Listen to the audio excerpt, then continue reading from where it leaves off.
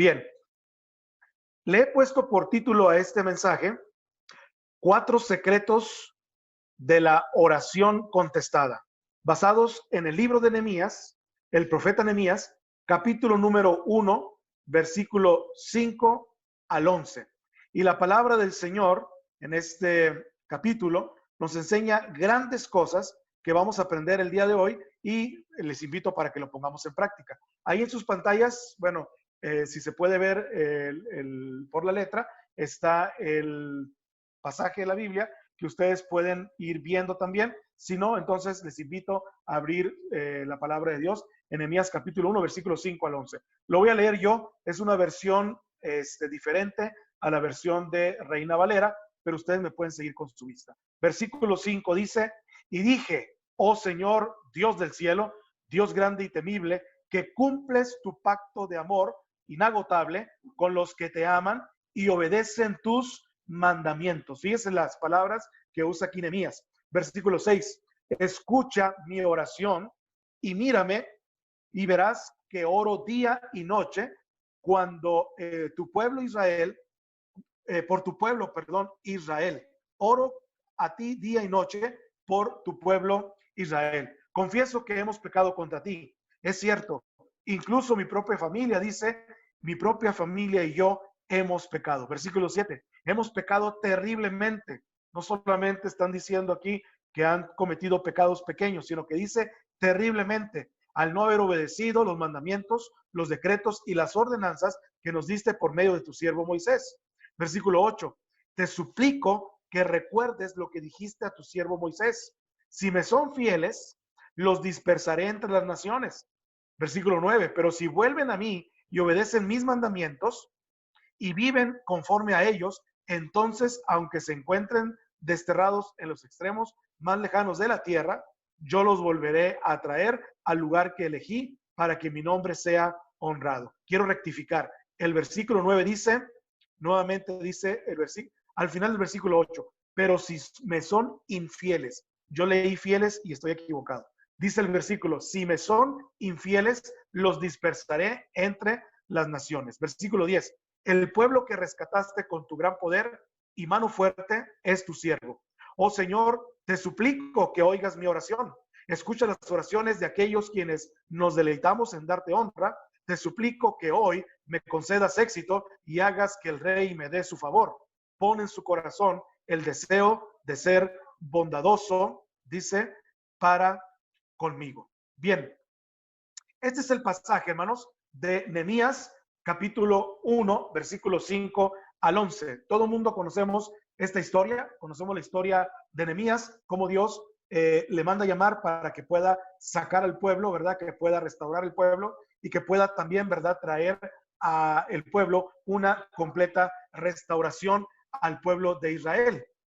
Haciendo un poquito de historia, el tema del primer capítulo, el primer capítulo de Nehemías, gira solamente alrededor de la oración de Nehemías por el remanente de Jerusalén. Usted va a encontrar en este primer capítulo la oración tan grande que hizo Nehemías por el pueblo, el remanente que quedó de Jerusalén. El pueblo de Israel había sido llamado para ser un testigo en contra de la idolatría, pero con demasiada frecuencia fracasó y los israelitas se hicieron idólatras. Eso lo vimos el domingo pasado. Vimos que el grande problema de Israel fue la idolatría y sigue siendo hasta el día de hoy también la idolatría. Dios había advertido a su pueblo a través de los profetas y a través de Nehemías también de los resultados inevitables de la adoración de los ídolos. En repetidas ocasiones vemos que los profetas anunciaban al pueblo que si no se arrepentían de este pecado de la idolatría, entonces el Señor los iba a dispersar. Y ellos seguían rompiendo la ley, quebrantando la ley hasta que finalmente ya no hubo más remedio. Entonces Dios permitió que fueran conducidos a la cautividad en Babilonia, que era la fuente de la idolatría principal, donde ellos, ¿verdad? Cada vez que visitaban y cada vez que ellos estaban en el pueblo, estaban en la ciudad y ahora siendo esclavos, ellos eran influenciados por la idolatría. Allí, a fuerza de hartarse de los ídolos de Babilonia, aprenderían la lección y Dios permitiría que regresaran, repudiando entonces la idolatría. Sin embargo, su restauración espiritual resultaría incompleta y no serían completamente libres a partir de este tiempo en que el periodo que abarca desde el momento de la llegada hasta el Imperio Romano. Hubo 3 hombres que desempeñaron papeles importantes en la reedificación de Jerusalén. Ustedes recordarán si leen la Biblia y también los que han visto este pasaje de la Biblia en sus casas, uno de ellos fue Zorobabel, que fue el príncipe que representó el aspecto político del pueblo. Después vimos a Esdras, que es el sacerdote, actuando en el pueblo de Israel antes que Nehemías apareciera en la escena. Esdras censó el pueblo, Esdras volvió a traer los escritos de los profetas y leyó la ley del Señor frente a todo el pueblo. Y finalmente tenemos en esta escena a Nehemías, un hombre que era laico, es decir, no era un pastor, no era un ministro, no era un sumo sacerdote, sino que era un hombre completamente laico, es decir, no era un hombre religioso. Como resumen histórico, diremos que el rey, el sacerdote, el profeta, ¿verdad? Habían fracasado en la reedificación de los muros de Jerusalén, porque esa era la tarea que Dios les había encomendado, y en la limpieza también del templo. Así que Dios levantó a un hombre a quien nosotros designaremos como laico, es decir, alguien que no tiene una preparación religiosa. Y creemos firmemente que esta es una distinción desafortunada y es algo que hacemos a menudo en nuestros días. Siempre distinguimos de forma categórica entre los creyentes dedicados a pleno tiempo o a tiempo completo del Señor y los que no están trabajando o los que no le dedican todo el tiempo al Señor. Cuando sabemos que todos servimos al Señor, ya sea de tiempo completo, de medio tiempo o tiempo parcial, podemos servirlo con nuestros dones y nuestros talentos. Y la verdad es que unos son parte de los otros y necesitamos a ambos, tanto al que es religioso, al ministro de culto, como a los que son laicos para formar la iglesia. Necesitamos a ambos y no es necesario establecer una diferencia tan marcada desde el punto de vista de su efectividad en el desarrollo de la obra cristiana. Entonces, en resumen, aquí vemos entonces que un laico, un hombre al que Dios levanta y que está trabajando actualmente en el gobierno, Dios lo levanta para reedificar los muros de Jerusalén e hizo una limpieza en el templo. Y creemos que aún en nuestros días Dios puede y levanta personas que tienen ocupaciones tanto profesionales, fuera del ámbito religioso, para hacer grandes obras y para desarrollar su obra según una base segura. Bueno, este es el contexto en el que nos encontramos, del primer capítulo del libro de Nehemías. Ahora, déjeme rápidamente explicarle que yo veo aquí en este capítulo 4 cosas o 4 secretos o 4 pasos para la oración contestada de la vida de Nehemías. Nehemías hizo una oración que a mi juicio está dividida en 4 partes y yo quiero compartirles a ustedes estas 4 partes para que tengamos una oración contestada conforme a la voluntad del Señor. En primer lugar, y ahí lo tienen ustedes en su pantalla, en primer lugar, basa tus peticiones en el carácter de Dios. Basa tus peticiones en el carácter de Dios. Dice la Biblia en el versículo 5, precisamente, y dije, oh Señor, Dios del cielo. ¿Se fijan cómo empieza Nehemías su oración? Dios del cielo, reconociendo el poderío, reconociendo el establecimiento, reconociendo el reinado del Señor. Oh Señor, Dios del cielo. No hay nadie como nuestro Dios, no hay alguien más que esté encima de nuestro Señor. En el cielo, la adoración plena es para nuestro Señor Dios Todopoderoso. Y sigue diciendo Nehemías, versículo 5, Dios grande y temible, que cumples tu pacto. Es importante, hermanos, que podamos nosotros traer a la memoria y reconocer el carácter de Dios. Eso nos da a nosotros el entendimiento pleno para saber con quién estamos tratando, que Dios nos contesta, que Dios no se olvida de sus promesas y que Dios cumple sus pactos. Si Él lo hizo con Noé, con Abraham, si Él lo hizo con Nehemías, si Él lo hizo con sus siervos, el Señor también lo podrá hacer y lo va a hacer con sus hijos ahora en esta dispensación de la gracia. Ahora que estamos nosotros en esta dispensación en que la que estamos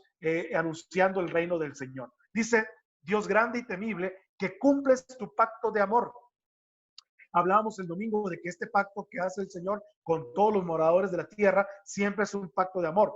Pero dice todavía, cumples tu pacto de amor inagotable. Eso quiere decir que el pacto del Señor, las promesas del Señor, duran ¿cuándo? Para siempre.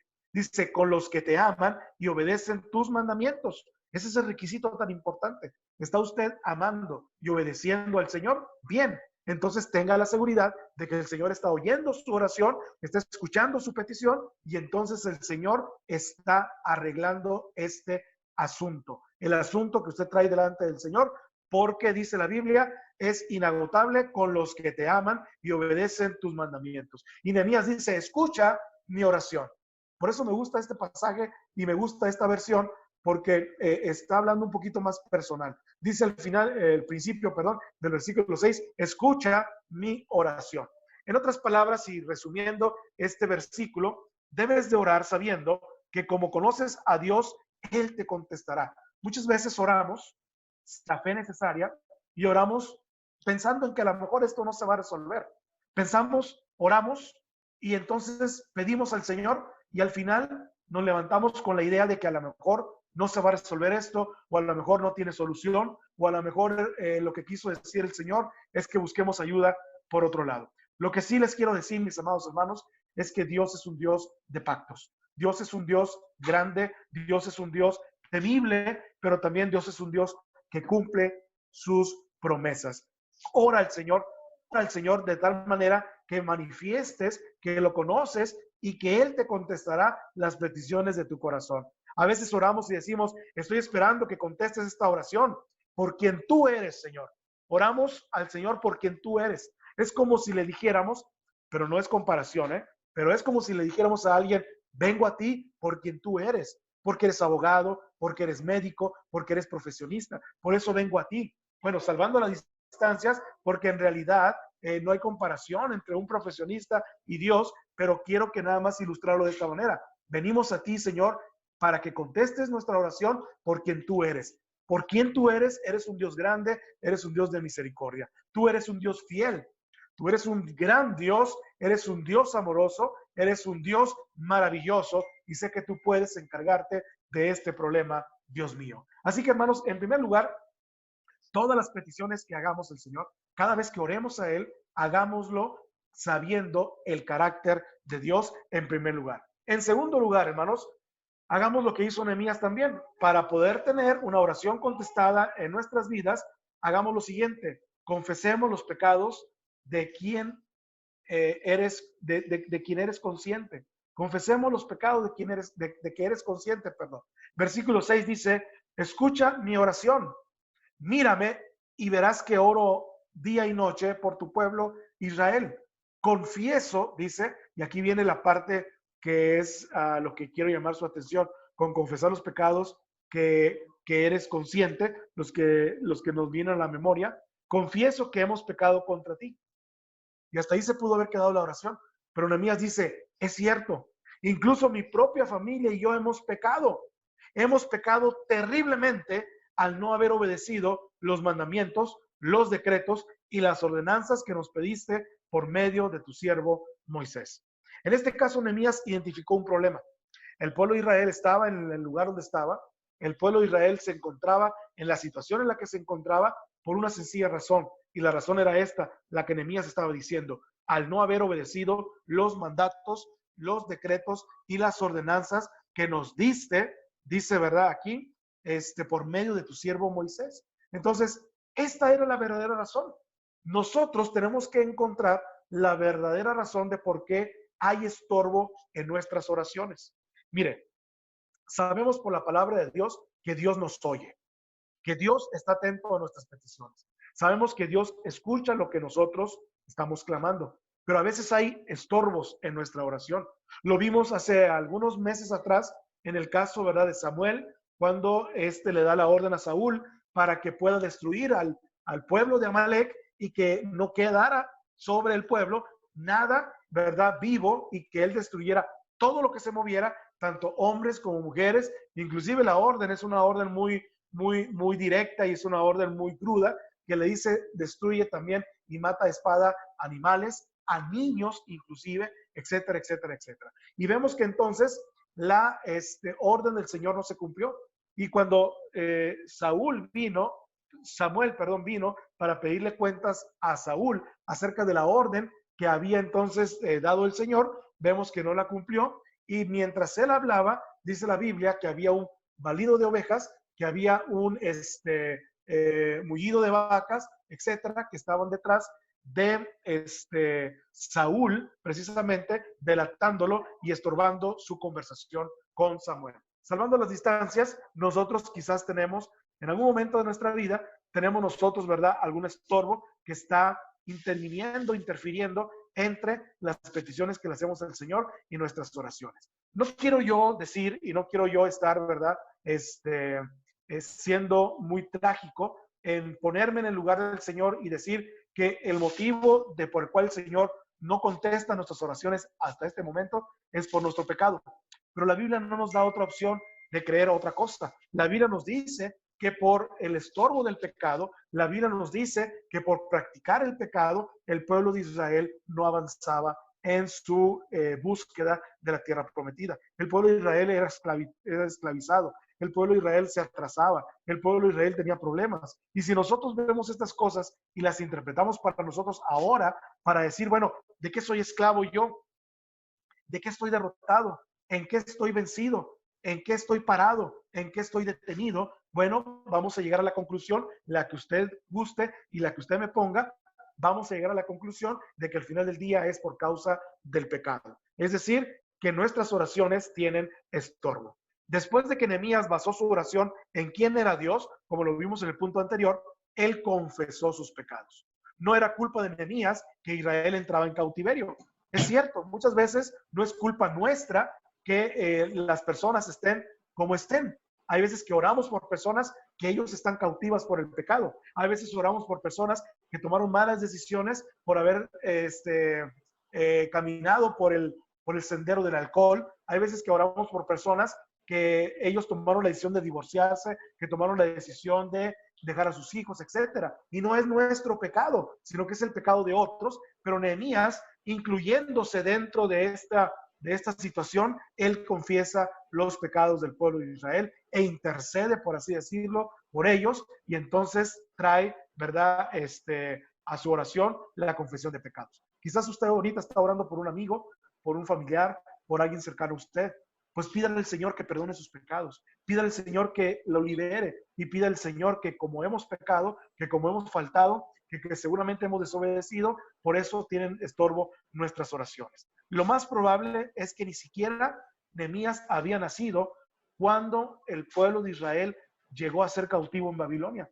Era muy probable eso, pero él se sentía parte de esta familia de Israel en la cual él era descendiente directo y entonces decía, confieso los pecados también del pueblo. Aún así, se incluyó, dice aquí, en el pecado de la nación. Él dijo, yo he sido parte también de este problema. Número 3, me voy a ir un poquito más rápido. Número 3, reclama las promesas de Dios. Cuando digo reclama, no estoy hablando de que le ordenemos al Señor. Al Señor estas promesas es que las hagamos efectivas, en otras palabras, que las podamos hacer, ¿verdad?, válidas, porque esto es como precisamente una garantía que tenemos nosotros ahora en Cristo Jesús. Entonces, reclamar es ir a pedir lo que es mío. Reclamar es ir a pedir lo que el Señor ya ha establecido, que ya tiene para nosotros, pero no con una actitud, como decía ahorita, de tronar los dedos o una actitud, ¿verdad?, de mandar al Señor. Lejos de esa actitud, usted y yo podemos venir a reclamar las promesas de Dios para nuestras vidas. Dice el versículo 8, fíjense la oración como ni siquiera, ¿verdad?, se parece a un reclamo de decir, te trueno los dedos, Señor, o de decir, vengo aquí con orgullo, ¿verdad?, porque me lo merezco absolutamente todo. No, vea lo que dice el versículo 8 ahí en sus pantallas. Te suplico. ¿Se fija la actitud? Te suplico. Esa es la manera más grata de poder reclamarle al Señor las promesas, suplicándole. Te suplico que recuerdes lo que le dijiste a tu siervo Moisés. Si me son infieles, los dispersaré entre las naciones, si me son infieles. Pero si se vuelven a mí y obedecen mis mandamientos y viven conforme a ellos, Entonces, aunque se encuentren desterrados en los extremos más lejanos de la tierra, yo los volveré a traer al lugar que elegí para que mi nombre sea honrado. Versículo 10. El pueblo que rescataste con tu gran poder y mano fuerte es tu siervo. Dice, acuérdate de las promesas. Nehemías ora al Señor diciendo, te suplico que recuerdes lo que le dijiste a tu siervo Moisés. ¿Te imaginas diciéndole a Dios que recuerde?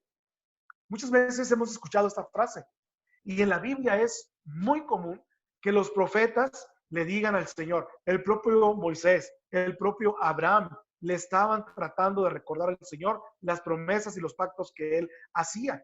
Nehemías le recuerda a Dios una promesa que le hizo a la nación de Israel. En efecto, él ora, Dios, tú nos advertiste, es cierto, a través de Moisés, que si éramos infieles, perderíamos la tierra de Israel y la perdieron. Pero también prometiste que si nos arrepentíamos, tú nos la ibas a devolver. Así que esa promesa, dice la palabra del Señor, es para ustedes, es para mí, es ahora tan vigente, porque si ciertamente nos desviamos de sus caminos, el Señor entonces, por así decirlo, destierra, ¿verdad? Destierra esas promesas de nuestra vida. Por el contrario, si nosotros nos volvemos a Él, nos arrepentimos y somos fieles, entonces esas promesas están ahí como un regalo, listas para ser abiertas. Ahora quiero abrir aquí una poca de discusión. Si alguien quiere contestar esta pregunta, ¿se le tiene que recordar algo al Señor? ¿Acaso se le tiene que recordar algo a Dios? ¿Tendríamos que realmente recordar del Señor porque es un Dios desmemoriado? ¿Olvida sus promesas? ¿Qué piensan ustedes? ¿Alguien que nos quiera comentar? Abra su micrófono, es el momento de poder participar. ¿Se le tiene que recordar algo a Dios? ¿Olvida el Señor sus promesas? ¿Qué piensan ustedes? Pues yo pienso que no las olvida, Exacto, así. pero es como un ruego, ¿verdad? Es un ruego Muy bien. y no es un recordatorio porque Dios lo sabe todo y Él va a cumplirlas.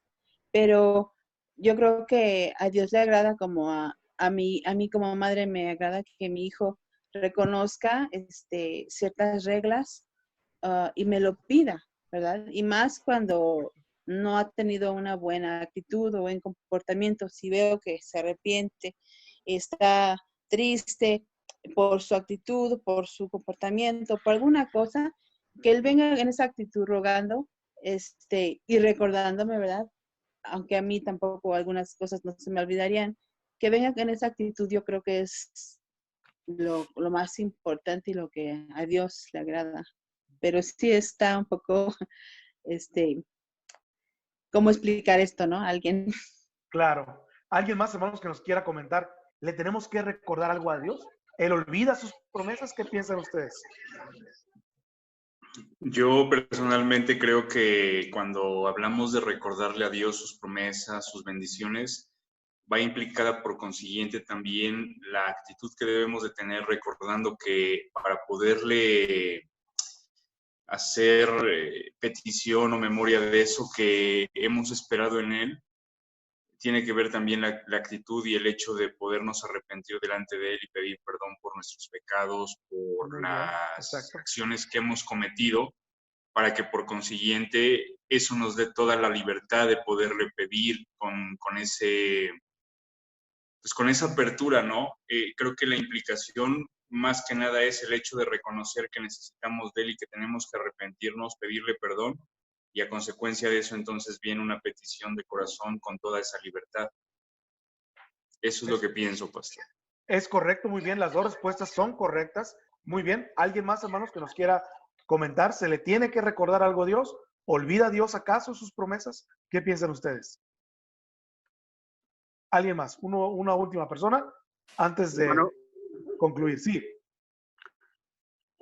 hermano, ¿me escucha? sí, adelante, hermano Alejo.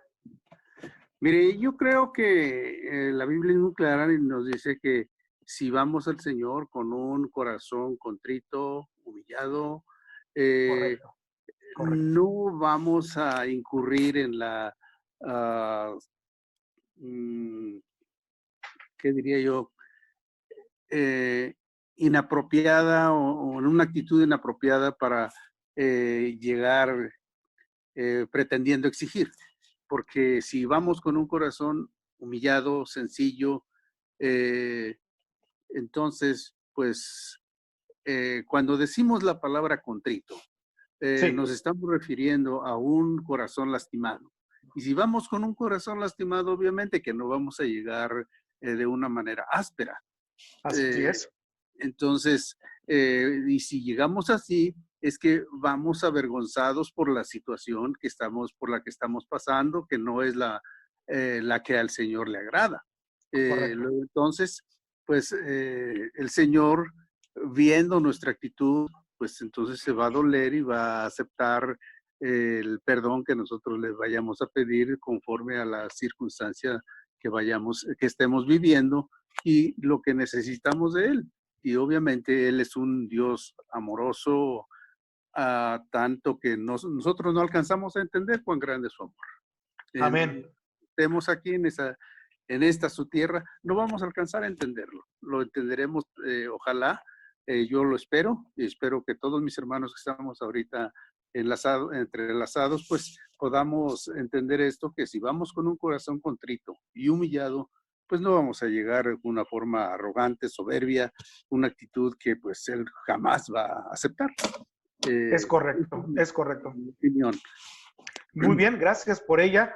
Es correcto lo que usted está comentando, hermano. Y déjenme ya concluir con este interrogante. Entonces, ¿por qué hacemos esto? ¿Por qué entonces nosotros le pedimos al Señor, verdad? Y le recordamos al Señor de estas promesas. Bueno, la respuesta, hermanos, es porque al recordarle al Señor las promesas, nosotros mismos nos estamos acordando de ellas y de las implicaciones. Porque sus promesas tienen implicaciones. Nehemías estaba diciendo, si nosotros somos infieles, entonces está la dispersión. Pero si permanecemos fieles o nos arrepentimos y regresamos a ti, entonces tú, Señor, nos darás la tierra prometida y nos darás todo aquello que tú has prometido a tus siervos en el pasado.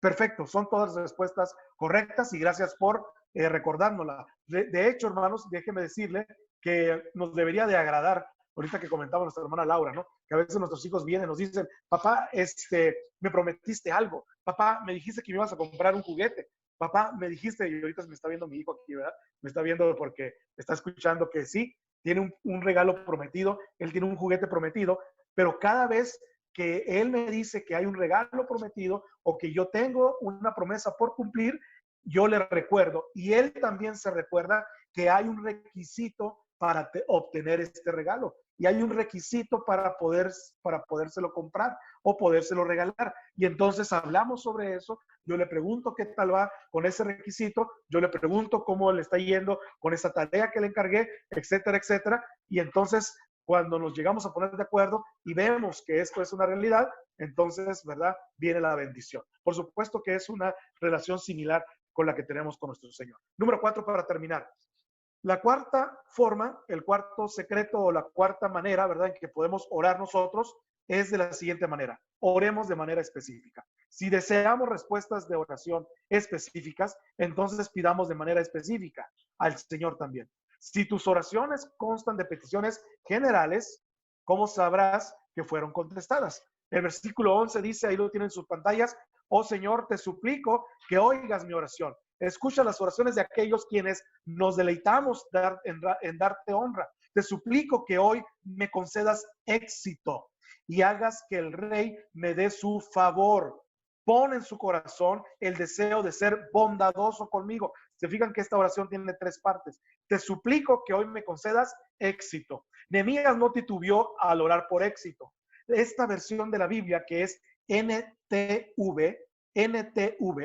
esta versión también dice éxito, igual que la Biblia en versión Reina Valera. Dice éxito también. Él es muy atrevido en su oración. ¿Alguna vez has orado, Señor, hazme exitoso? Señor, que pueda vender, Señor, que pueda colocar, Señor, que pueda tener nuevos clientes, Señor, que pueda ser una persona de bien, una persona exitosa. Ahora, aquí otra vez volvemos a lo mismo, ¿no? Con el juego de las palabras, con la palabra éxito que viene en la Biblia, por supuesto, y que estamos hablándolo en un contexto ordenado, por supuesto. Pero dice, y hagas que el rey me dé su favor. y pone en su corazón el deseo de ser bondadoso conmigo. Yo entiendo aquí la palabra éxito como yo voy a ir, voy a hacer una encomienda, voy a hacer un trabajo, voy a hacer una diligencia y por favor que me salga bien. En otras palabras, que tenga éxito en lo que yo estoy emprendiendo para que regrese con las manos llenas, que yo regrese con esta bendición para que yo pueda ir a cumplir el propósito por el cual te estoy pidiendo esta oración. No en el éxito motivacional, ni en el éxito mundano, ni en el éxito de la palabra que se malinterpreta muchas de las veces. Simplemente que tenga éxito en la oración, que tenga éxito en esta parte, ¿verdad? De la encomienda que estoy haciendo. Si no, ¿por qué no lo has hecho? ¿Por qué no le has pedido al Señor que te haga una persona que puedas cumplir con tus metas, cumplir con lo establecido, cumplir con los propósitos y las cosas, los objetivos que se han trazado tú y tu familia también? ¿Cuál sería la alternativa? Pues la alternativa sería un fracaso, ¿no? Que Nehemías dijera, bueno, Señor, pues si no se puede, pues ni modo, ¿no? Hubiera dicho él, Señor, si ahorita no es el tiempo, pues ni modo. Se fijan que Nehemías no titubea. Él es muy acertado en esta oración. Señor, hazme exitoso. Dice, te suplico que hoy me concedas con éxito esta oración. Nuevamente, otra pregunta para reflexionar. ¿Es correcto orar a Dios para que seas exitoso? ¿Es correcto orar a Dios para que sea exitoso? Bueno, yo siempre digo una cosa. Todo depende de la definición de éxito que tengamos. Porque cuando escuchamos la palabra éxito, muchos se nos vienen un montón de cosas. A mí se me viene la palabra simple y sencillamente la que dije hace unos momentos, que yo vaya, que haga el trabajo y que regrese otra vez, que tenga éxito en eso. Pero muchas personas la malinterpretan y principalmente la gente que no conoce a Dios, que no conoce a Cristo, la interpreta con la prosperidad o las riquezas mundanas, las riquezas inciertas y con ser una persona que sobresalga por encima de otros, que le provoque envidia a mis compañeros. Yo estoy seguro que cuando usted ora a Dios por su trabajo, por unas ventas, que cuando usted ora a Dios por su talento que usted tiene, también debe de orar, y si no lo hace, hágalo, para que toda la compañía, para que todos sus compañeros, sus amigos en el trabajo, para que las personas que también se dedican a lo mismo, también tengan la oportunidad de poder vender sus productos, que también tengan la oportunidad de poder prosperar, ¿por qué no? Y de tener ahora que estamos viviendo en esta época de confinamiento y en esta crisis que vamos a entrar y que estamos viendo que próximamente vamos a llegarnos a ella, que la gente sea prosperada, que la gente tenga que comer, que la gente pueda vender sus productos, que haya dinero pues en las familias. A eso me refiero. Por eso es que todo depende de la definición de éxito que tengamos. Creo que una buena definición de éxito sería esta, y permítame leérsela porque la acabo de apuntar aquí. Cumplir los propósitos o el propósito de Dios para mi vida en fe. Éxito es cumplir con el propósito de Dios para mi vida en fe, en amor y en el poder del Espíritu Santo, esperando el resultado de parte de Dios, no el resultado de parte mío, no el resultado porque yo me lo merezco o porque es mi fuerza o porque yo simple y sencillamente, ¿verdad?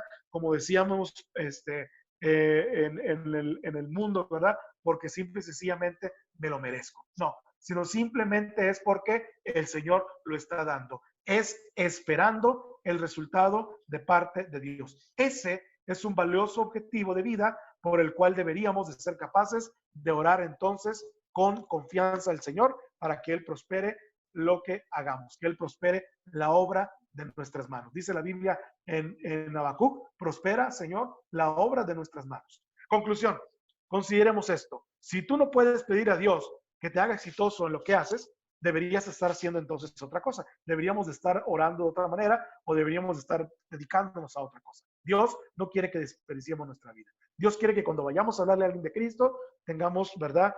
La oportunidad de que la palabra de Dios no regrese vacía. Dios quiere que cuando oremos por alguien, también podamos darle una palabra, una promesa y que entonces el Señor, ¿verdad? Cumpla su voluntad en esta persona. ¿Cuáles son las promesas de Dios que necesitas reclamar hoy? Y ya vimos que reclamar es en el buen sentido de la palabra, más bien llegar con un corazón contrito, con un corazón humillado, centrados, pero también diciendo, Señor, ¿cuáles son esas promesas? Y el Señor nos va a decir, estas son las implicaciones, por lo tanto, cuando las cumplamos, entonces el Señor derramará sobre nosotros las bendiciones. ¿Y por qué es importante ser capaz de reconocer una oración contestada?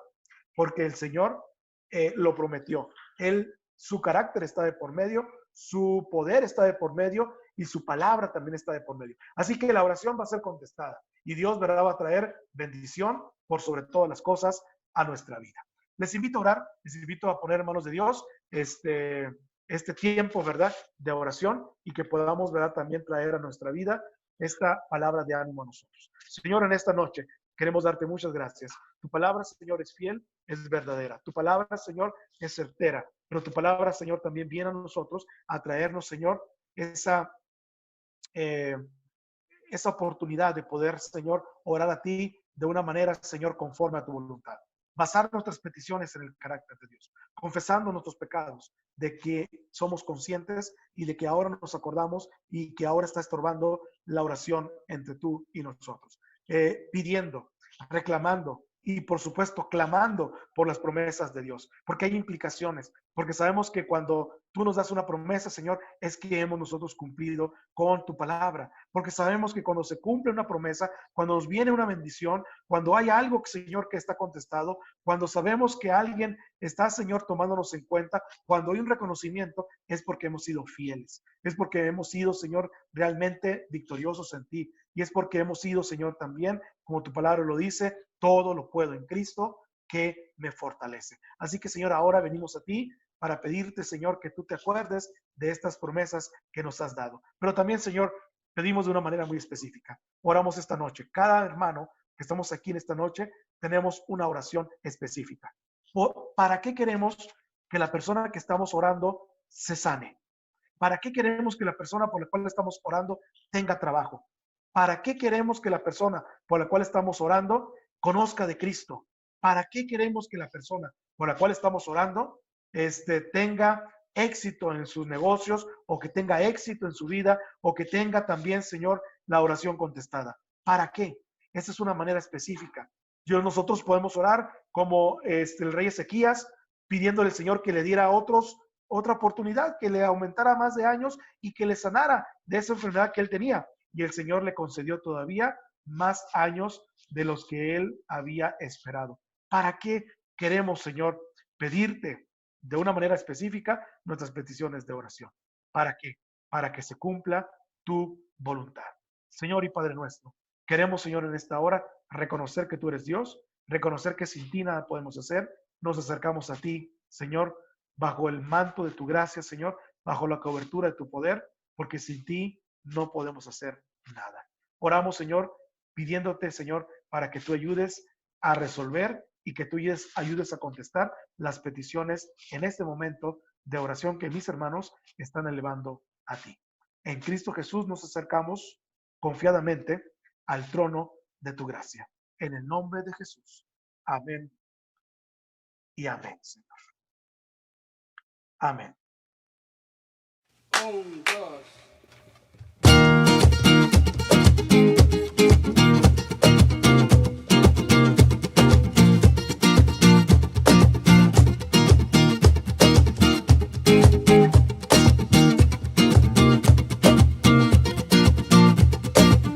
Inmensas olas de embravecido mar que asaltan de mi alma la pobre embarcación.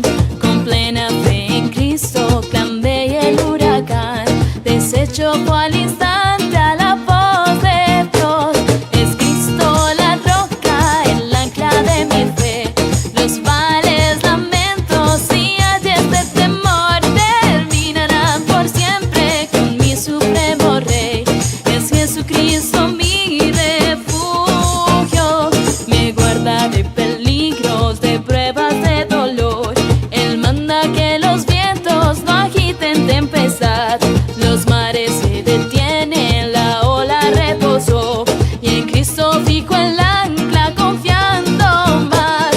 Es Cristo la roca, el ancla de mi fe. Los males, lamentos y ayes de temor terminarán por siempre con mi supremo Rey. Es Jesucristo mi refugio, mi dulce Salvador, sí, mi hermoso amigo y Dios.